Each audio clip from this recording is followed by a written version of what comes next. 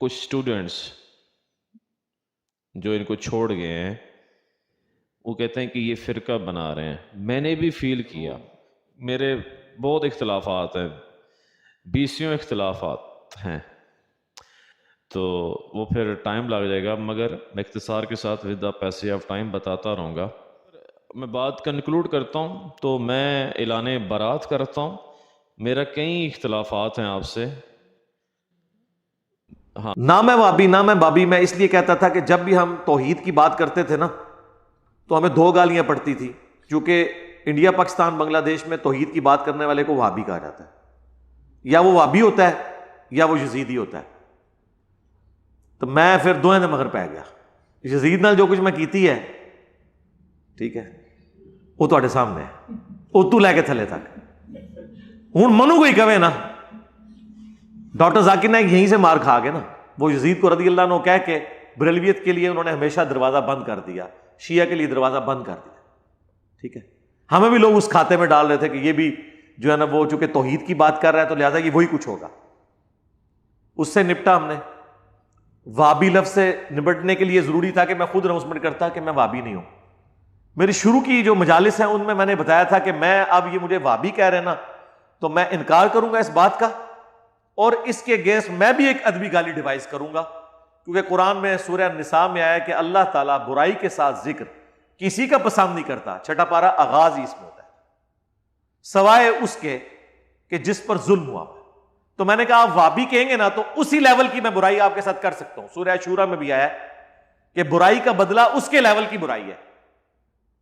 تو میں نے وابی کے اگینسٹ کہا کہ میں تمہیں بابی کہوں گا، بابوں کے ماننے والے.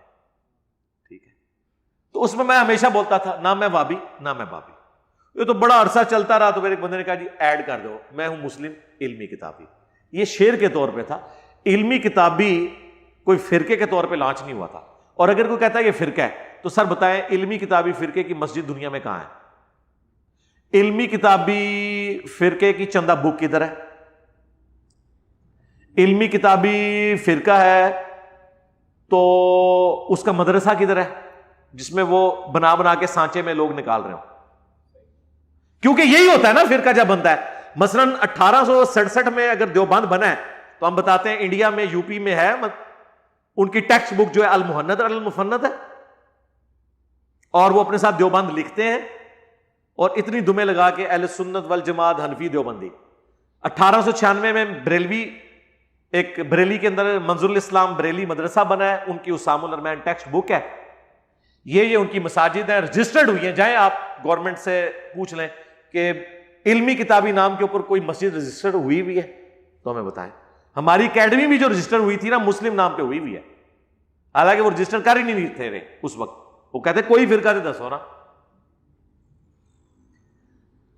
اب آپ کہیں کہ جی کتاب بھی نہیں ہوتی تو ظاہر دنیا میں اگر آپ کلیم کرتے ہیں نا جی مچھلی جو ہے اس کے اندر یہ کوالٹیز ہوتی ہیں کہ وہ پانی میں زندہ رہتی ہے، گلپڑوں سے سانس لیتی ہے، باہر نکالنے سے کچھ عرصے بعد مر جاتی ہے، اور پھر آپ کہیں کہ نہیں ایک مچھلی وہ بھی ہے جو ہوا میں اڑتی ہے پانی کے بغیر، تو لوگ آپ کو کیا کہیں گے؟ اب وہی بات کہ آؤٹ ہو گئے آپ ہیں، یہی کہیں گے نا. تو فرقوں کی نشانی ہے ٹیکسٹ بک، مدرسے، چندہ بک، بابے. ان میں سے ہماری کوئی چیز بتائیں. لیکن آپ کہیں نہیں آپ کے اندر یہ ساری چیزیں کوئی نہیں، لیکن اس کے باوجود ہم آپ کو فرقہ کہیں گے. پھر ہم کہیں گے جی آپ وہ چڑیا کو آپ مچھلی ثابت کرنے کی کوشش کر رہے ہیں. فرقوں کی اور سب سے بڑی فرقوں کی نشانی ہوتی ہے وہ یہ کہتے ہیں کہ جنت میں جانے والا فرقہ ہمارا ہے، باقی سب جہنمی ہیں. اس پلانٹ ارتھ پہ اس پلیٹ فارم کے سوا کون ہے جو کہہ رہے ہیں سب کے پیچھے نمازیں ہوتی ہیں؟ یہ سارے مسلمان ہیں. تو فرقہ واری تو ختم ہو گئی. کیا بریلوی مانتے ہیں دیوبندیوں کے پیچھے نماز ہوتی ہے؟ تو پھر ہم کہاں سے فرقہ ہو گئے؟ یہ تو جو فرقے کی کوالٹیز ہیں نا اس کو الٹ کر لینا آپ تو وہ ساری خوبیاں بن جائیں گی ہمارے اندر موجود ہیں. پھر بھی آپ ہمیں دھکے سے فرقہ ڈکلیئر کریں تو لوگ تو نہیں آپ کی یہ بات مانیں گے. لوگ تو کہیں گے یار یہ تو آپ زیادتی کر رہے ہیں، اور یہی ان کے ساتھ ہو رہا ہے. اس طریقے سے آپ اپنا لقمہ کسی کے منہ کے اندر ڈالیں اور وہ کہیں کہ جی یہ ان چیزوں کی وجہ سے فرقہ ہو گیا. کوئی ایک کوالٹی بتائیں نا کہ یہ کوالٹیز ہے. اور پھر ہم نے کتابوں کے ساتھ جوڑا ہے وہ کتابیں جو آپ کا ترہ امتیاز تھیں. یہ بخاری، مسلم، قرآن تو چلے ہے ہی ہے، حدیث کی کتابیں، ان کے ترجمے ہم آپ کے ریکمینڈ کرتے ہیں. میں نے کوئی قرآن کا ترجمہ نہیں آپ کو تھمایا، حدیث کا ترجمہ کوئی لکھ کے بخاری مسلم کا نہیں تھمایا، آپ لوگوں کے ترجمے پڑھتے ہیں، ایون اتنے ٹالریٹ کرتے ہیں، کہتے ہیں جی بخاری کا ترجمہ اگر بریلوی ہیں بریلویوں کا پڑھ لیں، قرآن کا ترجمہ بریلوی ہے تو اعلیٰ حضرت کا پڑھ لیں، دیوبندی ہیں تو اشری تھانوی کا پڑھ لیں، اہل حدیث ہیں جونا گڑھی صاحب کا پڑھ لیں، اگر آپ شیعہ ہیں تو فرمان علی شاہ کا پڑھ لیں، بالکل فرقوں سے ہٹ کے پڑھنا ہے تو فتح محمد جلندری کا یا مولانا مودودی کا پڑھ لیں، اپنا تو لکھ کے آپ کو دیا ہی نہیں ہے۔ یہ مجھے بتائیں یہ کون سا فرقہ ہوتا ہے جو یہ کہتا ہے کہ تم اپنے فرقے کا قرآن کا ترجمہ پڑھو؟ بریلوی کہتے ہیں، وہ تو کہتے ہیں کنز ایمان کے علاوہ سارے گستاخانہ ترجمے۔ تو یہ والی نٹوریس چیز بھی نہیں ہمارے، کوئی ایک شاید کڈو نا پھر گل کرو نا۔ اس لیے میں کہتا ہوں ہم سے بات کرنی ہے بکش کریں، پہلے اصول کھڑے کریں، ان اصولوں کے تحت یہ فرقے بنے ہیں، اور یہ ایک ایک اصول پھر ہم کہیں گے ہمیں بھی اس سے گزاریں آپ، تو کوئی ایک اصول بھی ہمارے اوپر فٹ نہیں ہوگا۔ ہر وہ بری بات جس کو عام انسان برا سمجھتا ہے وہ ان فرقوں میں موجود ہوگی اور ہمارے اندر نہیں موجود ہوگی۔ تو اللہ کا شکر ہے۔ تو علمی کتابی کا جو لفظ تھا وہ ایک سلوگن کے طور پہ تھا، سورۃ الاحقاف میں آیا نا، ایتونی بکتاب من قبل ھذا او اثارۃ من علم ان کنتم صادقین۔ اے نبی تم فرماؤ اگر تم قرآن کو نہیں مانتے تو اس قرآن کے نزول سے پہلے جو تمہارے پاس اپنی کتابیں ہیں یا انبیاء کے آثار علم کے آ رہے ہیں ان سے مجھ سے بات کر لو اگر تم سچے ہو۔ اس ایک آیت میں سورۃ الاحقاف کی 4 نمبر آیت علم اور کتاب دونوں کا ذکر ہے۔ ایتونی بکتاب من قبل ھذا او اثارۃ من علم، لے آؤ کتاب یا علم کے آثار، علمی کتابی ہو گیا۔ یہ میں بتا رہا ہوں کہ ایک سلوگن کے طور پہ تھا، کوئی فرقہ نہیں ہے۔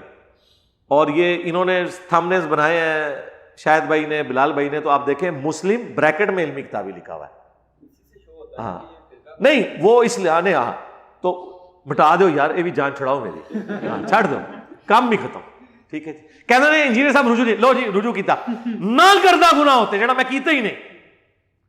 ہمارے آفیشیل چینل پہ دکھائیں کبھی یہ علمی کتابی کے نام سے کوئی چیز چڑھی ہو۔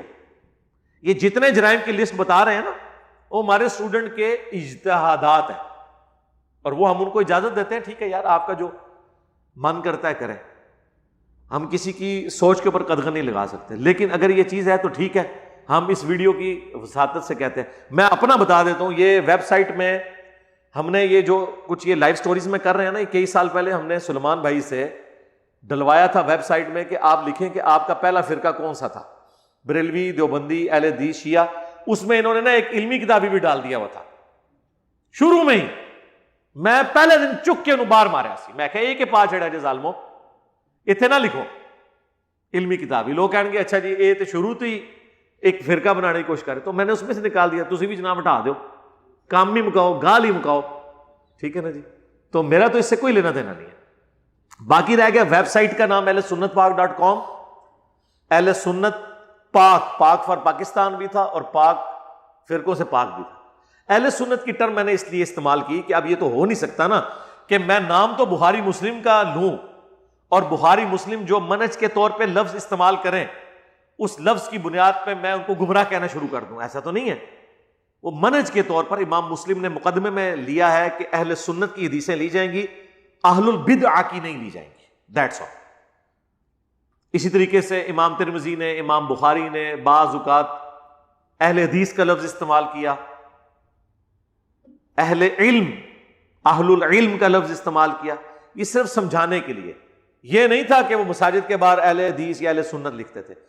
وہ ہماری مجبوری یہ تھی کہ ہم نے ظاہر اب انٹری مارنی تھی اس دنیا کے اندر، تو دنیا میں 85% مسلمان تو سنی ہے، ظاہر منہج کے اعتبار سے تو میں بھی سنی ہوں، یعنی وہ جو بڑی دراڑ ہوئی ہوئی ہے جو سنی شیعہ کی، اس تفریق میں اپنے آپ کو سنی مسلم کے طور پہ مانتا ہوں، اس اعتبار سے کہ میں شیعہ کا جو وہ کنسیپٹ ہے امامت کا، میں تو اس کو نہیں مانتا، بنیادی طور پہ میرا اختلاف ہے، نہ شیعہ کے اس کنسیپٹ آف امامت کو مانتا ہوں، نہ سنیوں کے تقلید والے امامت کے کنسیپٹ کو مانتا ہوں، لیکن چونکہ میں کتابیں اہل سنت کی لے کے چل رہا ہوں، قرآن تو چلے کامن ہے، یہاں تو میں نے دیکھا اصول الکافی تو نہیں رکھی ہوئی نا، بخاری مسلم رکھی ہے نا، تو اس لیے میری مجبوری تھی۔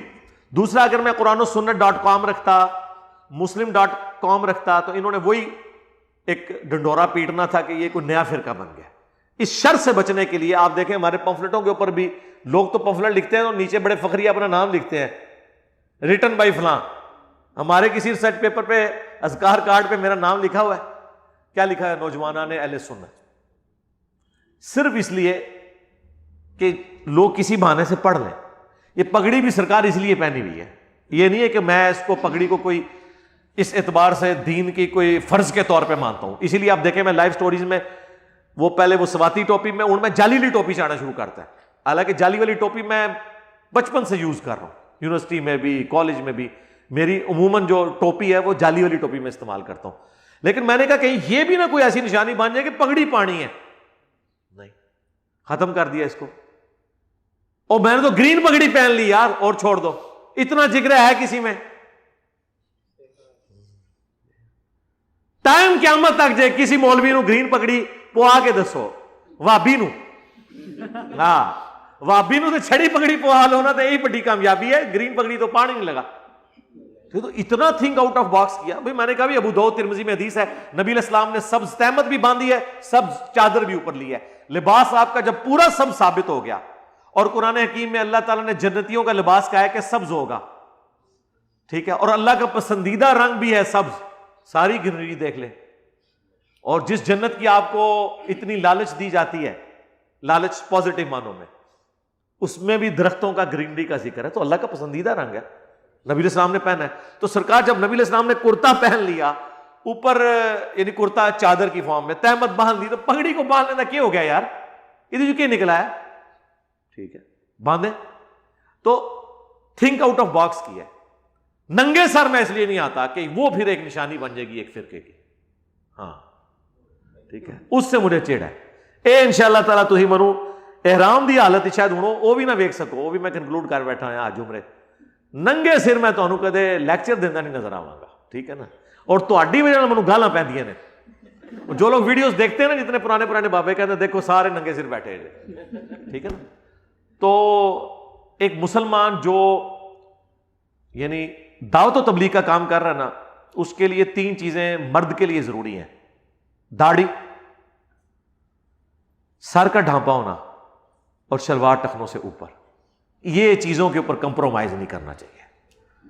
نماز کے علاوہ بھی آپ کئی گناہوں سے بچ جاتے ہیں. ٹوپی پہنی ہوئی ہو, بندہ روڈ پہ کتنے احتیاط سے چلتا ہے کہ لوگ کہیں گے یاد دیکھو مولوی نور. داڑھی, ٹوپی آپ کو کئی گناہوں سے آٹومیٹکلی بچا. وہ ڈاکٹر ذاکر نائک نے بھی کچھ عرصہ پہلے ایک ویڈیو ریکارڈ کری تھی, بہت عرصہ پہلے, پھر اردو میں بھی کروائی.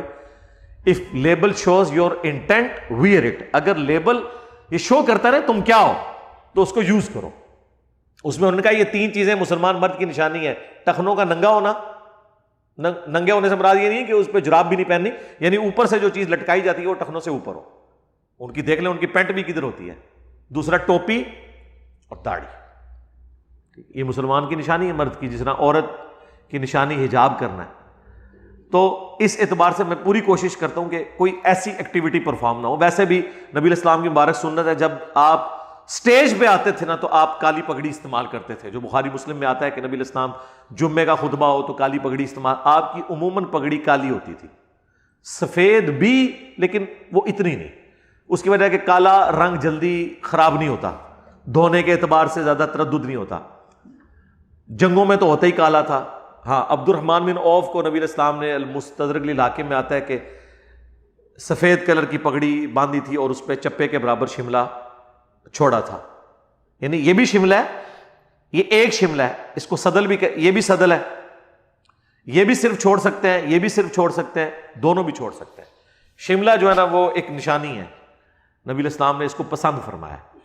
تو یہ پگڑی اس لیے, تو دیکھ لیں بریلوی دیوبندی تو بالخصوص ان کو تو بتایا گیا کہ یہ دیکھو شکل سنت کے مطابق ہے کہ نہیں, ہاں پھر گل سننی ہے. وہ تو ٹردے ہی تو نے ہوں منو دسو, میں جناب پینٹ شرٹ تے ٹائی لا کے بہ جاواں چیر کٹ کے, ٹھیک ہے, کس بریلوی دیوبندی نے منو سننا ہے؟ ڈاکٹر ذاکر نائک کو بھی سنا تو صرف اہل حدیث طبقے نے, یا چند ممی ڈیڈی پڑھے لکھے لوگوں نے. غامدی صاحب کو بھی ایسے لوگوں نے سنا. ریلیجس جو پیور ریلیجس جس کو کہتے ہیں نا کھراٹ قسم دا, مذہبی طبقہ سرکار وہ کہنا نہیں بوتھی مسلمان والے نہیں ہے یہ تو کپڑے ہی ادھر سارا لینا اگے ٹرتے نہیں اور منو کیا کہن گے اے کرتا ہاں گلاٹی یہی چیزیں تکتے ہیں کہ جی دنیا گول ہے اے چکور ہونی چاہیے لو دیکھ لو سرکار یہ چکور ہی ہے کرتا سنت جی پگڑی داڑھی مٹھی سرکار مٹھی پوری ہے آگے ناپ لو ٹھیک ہے کیڑی شے کڈو گے اگے ٹورو یہ وہ چیزیں ہیں کہ جن کی وجہ سے لوگ دین سے دور ہوتے تھے ٹھیک ہے سرکار ان کی وجہ سے اگر آپ قریب آنا چاہتے ہیں تو ٹھیک ہے سنت بھی ہے ہم صرف آپ کی وجہ سے نہیں کر رہے سنت ہونے کی وجہ سے اور ہر دائی کو کوشش کرنی چاہیے جو چیز سنت ہے اس کی وجہ سے لوگ آپ کی بات سنتے ہیں آپ ضرور اس کو اڈاپٹ کریں کیا ضرورت ہے کہ آپ نے لوگوں کو ضرور متنفر کرنا ہے یعنی ایک بندہ لال رومال لے کے توحید بیان کر رہا ہے تو سر بریلوی تو کبھی اس کی شکل بھی نہیں دیکھے گا وہ کہے گا شکل سے ہی پتہ چل رہا ہے وہ الیاس قادری صاحب نے کہا نا کہ بد مذہب کا کلپ سننا حرام حرام اور سخت حرام ہے اور میرا یہ کام ہے کہ اگر اس کا سڑا ہوا چہرہ دیکھوں وہ نوٹ کیا الفاظ تو ادھر اس کو میں وہ سڑا ہوا چہرہ کسے کہتے ہیں پگڑی داڑھی والے کو نہیں وہ سرخ رومال کو مونچھیں چٹ ہوئی ہوئی ہیں وہ سڑا ہوا چہرہ ان کو لگتا ہے ہاں کیونکہ نشانیاں بنا لی ہوئی ہیں نا انہوں نے